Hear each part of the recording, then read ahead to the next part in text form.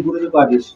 गुरु जी एक प्रश्न है, एक साधक को साधना में प्रगति करने के लिए किस तरह से आगे बढ़ना चाहिए? बीच-बीच में साधना रुकती है, फिर से वो साधना शुरू नहीं होती है, तो अच्छे साधक किस तरह से हम बन सकते हैं? साधक साधक का मतलब कर्म, धर्म अर्थ काम मोक्ष में जो कर्म होता है, हम अच्छे तरीके से कर्म कैसे करेंगे? सिंपल बात है। साधना भी एक कर्म है, तपस्या भी एक कर्म है। तो अगर तुमको वाकई आध्यात्मिक दृष्टिकोण से चलना है तो तुम साधना करो, और बहुत ही बाबा ही बनना है तो फिर तपस्या करो, है? और कर्मयोगी बनना तो संसार करो, दान धर्म करो, अच्छे कर्म से चलो। तो वो अपने अपने इच्छा के ऊपर निर्भर होता है। अब हमारे साधुओं के बारे में हम बताते हैं। साधना में साधु संत इतने परिपक्व होते हैं कि जैसे उनको कोई तपस्या गुरु लोग बोलते हैं कि जा, जैसे मच्छिंद्रनाथ ने गोरक्षनाथ को बताया कि जा भाई तू हिमालय में चले जा, बद्रीनाथ केदारनाथ, वहाँ तपस्या कर ले, 12 साल करे, 10 साल करे, जैसे भी हो तपस्या। तो गुरु जी ने मंत्र दिया, जाके तपस्या कर रहा है, तो वो हम 12 सेकंड भी हमारा मन और चित्त चुप नहीं रह सकता। अब उसको इतने समय 12 साल तक तपस्या करनी है, तो वो क्या सोच के तपस्या करता होगा, साधना करता है। तो उसको अगर उस समय वाकई मुक्ति की इच्छा हो, वैसे साधु संत ज़्यादा करके, साधु संतों में भी कैटेगरी होती है क्या, राजसी, तामसी और सात्विक। तो जो सात्विक वृत्ति का साधु होगा क्या, तो वो मुक्ति मोक्ष के लिए गुरु को कहेगा मुझे कोई साधना दे दो, मैं इस बात से पार हो जाऊँ। क्या कोई कहेगा कि मेरे को बहुत बड़ा ये मिलना चाहिए, मुझे प्रतिष्ठा मिल जाए, पद मिलना चाहिए, वगैरह वगैरह। संसार में भी वही चलता है, राजसी होता है वो। तो फिर राजसी तपस्या करते हैं। अब जैसे अभी ये पंडित लोग है, हमारे साधु संत भी है, वे संकट के लिए उपाय बताते हैं, तुम शिव का अभिषेक करो, क्या कोई बोलता है तुम ये उपासना करो, कोई बोलता है व्रत करो, ये क्या सब राजसी साधना है। इससे और इच्छाएं निर्माण होती है। पब्लिक तो करती है संकट नाश के लिए, कह दो जो कुछ भी है उनका, अपेक्षा के लिए, अपने अपेक्षा की पूर्ति के लिए जो हम भगवान को पूछते, वो कर्म करते, तोड़े टोटके करते, जो कुछ भी करते, हम भी बताते हैं लोगों को कि तुम्हारे लिए ये उपाय है। भाई इसकी शादी होती नहीं, भाई इसकी शादी किसने बांध रखी है, वो बोल देते हैं किसने बांध रखी है। फिर तुम बोलते हो उसकी शादी, वो बंधन निकाल दो, या तुम्हारे घर में तुम्हारे बिजनेस का बंधन कर रखा है, फिर बोलते तुम इसका छोड़ दो। फिर वो आते हैं, हवन करेंगे, तंत्र करेंगे, मंत्र करेंगे, कोई काली को बुलाएगा, कोई भैरव को बुलाएगा, ये जो कुछ भी है ये सारे राजसी गुण में आता है। करने वाला भी है और अपेक्षा करने वाला भी है, उसके ऊपर उपाय करने वाला भी है। तो इस प्रकार से हम ये चक्रयुग के बाहर आ ही नहीं सकते। क्या कितने भी उपाय दिए, कितने भी मंत्र दीक्षा, मंत्र दे दिए, विधि विधान दिए, तो दिए, तो तुम्हारी प्रॉब्लम खत्म होते नहीं, वो चलता ही रहता चक्कर, एक बार दूसरा, दूसरा बार तीसरा। क्या पहले बच्चा, शादी होती नहीं है, गुरु जी से कृपा करो, शादी हो जाती है, फिर बोलते बच्चे ही नहीं होते, गुरु जी बच्चे हो, तो फिर बच्चा हो जाता है, तो फिर बच्चा हमारी सुनता नहीं, फिर बच्चे की शादी होनी चाहिए, फिर बच्चे को नौकरी मिलनी चाहिए, फिर ये जो चक्कर है ना, मृत्यु तक चलता, मृत्यु तक उसको समझता नहीं कि मैं क्या कर रहा हूँ। क्या और तो वो गुरु को भी पता नहीं चलता कि मैं भी क्या कर रहा हूँ। क्या मैं उनको संसार से, माया से छुड़ा रहा हूँ या उनको अटका रहा हूँ। अगर मानो मैंने तुम्हारी इच्छा पूर्ण की कि, और मानो कुछ पैसे लेते हैं लोग, पैसे ले लेते हैं, हवन कर देते हैं, तुम्हारा प्रॉब्लम सॉल्व भी कर देते हैं और पैसे भी ले लेते, तो उसमें क्या बात तो वही है, जो वो है तो वो ये भी है, तो प्रत्यक्ष परमात्मा तो साइड में हो गया, बातें तो यही चल रही माया की। तो उसको बोलते हैं एक माया दूसरी माया को कह रही कि मैं माया हूँ। तो फिर सारी जिंदगी, मृत्यु के समय भी अनेक इच्छाएं होती है, वो मरता है फिर जन्म ले लेता है। क्या वो परमात्मा को जाता नहीं, वो पता ही नहीं उसको परमात्मा है या नहीं। क्या तो इस प्रकार से, तो इस बात से बाहर जाने के लिए अब चलो हमारी इच्छा हमारा मन मानता ही नहीं। वो बोलते हैं ना कि दिल है लेकिन मानता नहीं। मन और चित्त को संयम करने के लिए साधना करनी चाहिए।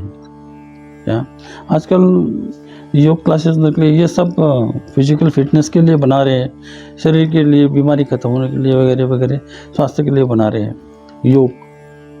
योग थेरेपी कह दे या फिर आयुर्वेद दवाई कह दे, मेडिकल कह दे, ये सब जीने के लिए कर रहे हैं। सबको पता है मरना है एक दिन, लेकिन जीने की कोशिश करते हैं हम लोग। तो इसी में हमारा सारा जीवन खर्च हो जाता है। हमें ज्ञान ही नहीं होता कि मोक्ष क्या है, मुक्ति क्या है, परमात्मा क्या है, भगवान क्या है, हमारे जीवन क्या है, हम क्या चीज़ है, ये किसी को ही नहीं पता चलता। बस इसी आपद आपे में चलते रहते हम लोग, और इसी चक्कर में हमेशा इसी में हम अटके रहते हैं। तो इसलिए अपने हिंदू संस्कृति में तो गुरु को धारण करो, वैसे हर एक धर्म में मार्गदर्शक करने वाले होता ही है। क्या, और मार्गदर्शन करना ये प्रकृति का ही नियम है, गुण है प्रकृति का। गुरु और शिष्य, हम उसको ये बहुत अच्छा नाम दे दिया गुरु और शिष्य, लेकिन एक व्यक्ति दूसरे व्यक्ति को जब भी मार्गदर्शन करता है, उपदेश करता है, तो वो गुरु शिष्य का नाता शुरू हो जाता है। तो वो भी एक इस प्रकृति में शक्ति है कि एक दूसरे को ज्ञान देता है। ऑटोमेटिक वो किसी को कहना नहीं पड़ता, तो मेरा गुरु बन जा और मेरे को मार्गदर्शन कर, वो अपने आप ही कह देता है। क्या, तो इसी प्रकार अगर अच्छे गुरु के वहाँ मार्गदर्शन में तुम गए, तो अगर वो कोई साधना देते हैं, वो तुम्हारे इच्छा के ऊपर है। छोड़ो, अभी हमारे साधु भी अनेक प्रकार की तपस्या करते हैं। कोई मौन तपस्या करता है, कोई अग्नि तपस्या करता है, कोई जल तपस्या करता है। वो क्या है, शक्ति प्राप्त करने के लिए, सिद्धियां प्राप्त करने के लिए वो और अटक रहे। फिर ये चीजें छोड़ने को बड़ी दिक्कत हो जाती है, छोड़ नहीं सकती इन चीजों। क्या, तो बोलते हैं हम जगत कल्याण के लिए कर रहे हैं, लेकिन जगत कल्याण भी अटकावी है और क्या है। तो इस प्रकार से हम खुद ही इन शक्तियों में अटक जाते हैं। क्या, तो इससे विरक्त होने के लिए तुम्हें रास्ते को भी बताया है, संन्यास में चले जाओ। क्या, तो बचपन में जैसे ब्रह्मचार्य हो जाता है, वहाँ गृहस्थ हो जाता है, वानप्रस्थ हो जाता है, फिर संन्यास आश्रम। जब संन्यास आश्रम में तुम आते हैं, तब आगे की मुक्ति की पोस्ट ऐसी है, तब तुम त्याग, वैराग्य, ज्ञान और मुक्ति उस लाइन में जाना है। जब तुम संन्यास लोगे तब सबका त्याग कर दो। त्याग इतना कर दो कि वैराग्य आ जाए, जैसे स्मशान वैराग्य। स्मशान वैराग्य का मतलब ये कि मुझे शरीर भी छोड़ना है। स्मशान वैराग्य का अर्थ यह है कि ये नहीं कि शमशान में जाओ, बलि दो, मांस मच्छी खाओ, ये वो स्मशान वैराग्य नहीं। स्मशान वैराग्य का मतलब हम शरीर को भी जला देंगे, हमें नहीं चाहिए, स्मशान वैराग्य। तो इस प्रकार का वैराग्य आता है।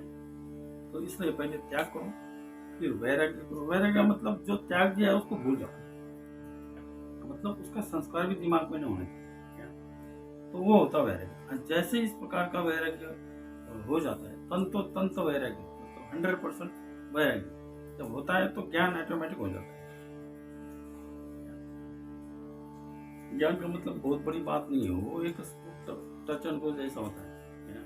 वो हो जाता है तो तुरंत मुक्त हो जाता है उस बात को गांठ मारने के लिए ज्ञान हो जाता है। जैसे गौतम बुद्ध भी एकांत में बैठे, जंगल में बैठे, बैठे, उनको भी एक स्फूर्त ज्ञान हो।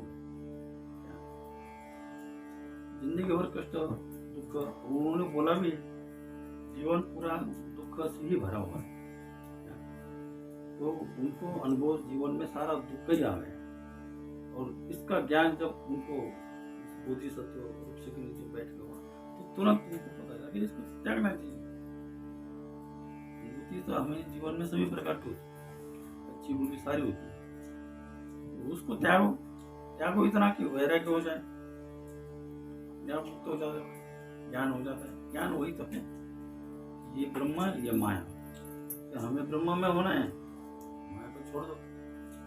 पर माया छुट्टी नहीं ना,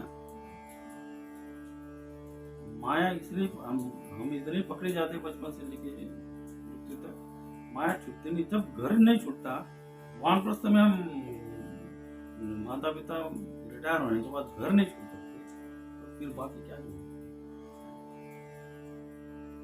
चलो पहले जैसे जंगल रहे नहीं, या जंगल में वैसे अवस्था, आजकल तो सब भगाया, कई बातें तो तुम घर में भी कर सकते हो। नहीं तुमसे होता मार्गदर्शन ले सकते हो, किसी को गुरु बना लो, उनसे मार्गदर्शन लो। जो मेरे तो गुरु है, जो त्यागी गुरु है, जो ज्ञान उपलब्धि है, उनसे ले लो। ये कथा करते, कथा से गोद ले लो। तुम कथा तो मनोरंजन के लिए जाते हो, तुम तो कथा सुनते हो तो मनोरंजन के लिए जाते हो। बहुत सारे बूढ़े लोग तो घर में टाइम पास नहीं होता इसलिए कथा सुनने के लिए जाते हैं। तो ऐसा नहीं होना चाहिए, उस कथा से आशय लेना चाहिए कि नहीं ये चीज कैसी करेगी। जितने भी हमारे पुराण ग्रंथ बना रखे हैं वो इसीलिए बना रखे कि हम इस माया को छोड़ के ब्रह्म की तरफ जाना चाहिए और मुक्त होना चाहिए। तो इस प्रकार से जन्म और मृत्यु ये अपने अपने मति गति से ही होता है। मानो मैं राक्षस गणों में पैदा हुआ और मुझे अच्छे गुरु की प्राप्ति हो गई, तो वो गुरु हमें राक्षस गण से मनुष्यगण से देवगण से मुक्ति में ले जा सकते हैं। और इस संसार में जैसे अनेक प्रकार की शक्तियां, वैसे काम भी अनेक प्रकार, अच्छे बुरे सारे। जिस प्रकार हम अच्छे कर्म में अटकते हैं, बुरे कर्म में अटकते हैं, वैसे अच्छे कर्म में भी अटकते ही, तो हमें छोड़ना है। तो ये जब तक हम छोड़ेंगे नहीं तब तक हमें मोक्ष मिलेगा। और सबसे बड़ी बात, मृत्यु का जो डर है, डर देखो छोटे छोटे प्राणी होते हैं उनको भी डर होता है, उनको अकल भी नहीं है। सांप बिच्छू जो कुछ भी है वो भी मरने को डरते हैं। हम उसको छेड़े तो उनको ऐसा लगता है ये हमारे पर संकट आया, हम मरेंगे, तो वो हमें तक मार देते हैं। कहने का मतलब है मृत्यु का डर ये इतना पक्का संस्कार है। तो वो जो डर है, और वो डर के कारण ही फिर से जन्म होता है। इसलिए सबसे बड़ी बात, इसलिए तो साधु संतों को जंगल में जाना पड़ता है, एकांत में जाना पड़ता है कि उनकी मन का डर निकल जाए। अभी भी हम जानबूझ के अग्नि में हाथ डालेंगे कि हम डरते हैं, दर्द हो जाएगा, या किसी संकट में जाएंगे तो वो डर होता है। हम बताते हैं वैसे निर्भय है, लेकिन डरते हैं, मृत्यु को डरते हैं। ये इतना पक्का संस्कार है। देवी देवता भी डरते हैं इस बात।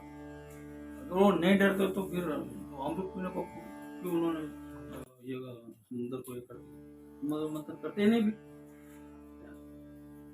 इसलिए मृत्यु को डरते, इसलिए तो क्या समुद्र मंथन, वो भी राक्षस को नहीं दिया, अपने को भी नहीं। ये जो बातें हैं, तो निर्भय होना बहुत जरूरी है। धैर्य रखना चाहिए, हर चीज का संयम रखना चाहिए, और हर बात में विवेक करना चाहिए, उससे ज्ञान हो जाता है। भौतिक व्यवहार में तो विवेक किया, तुम्हें ज्ञान हो जाएगा।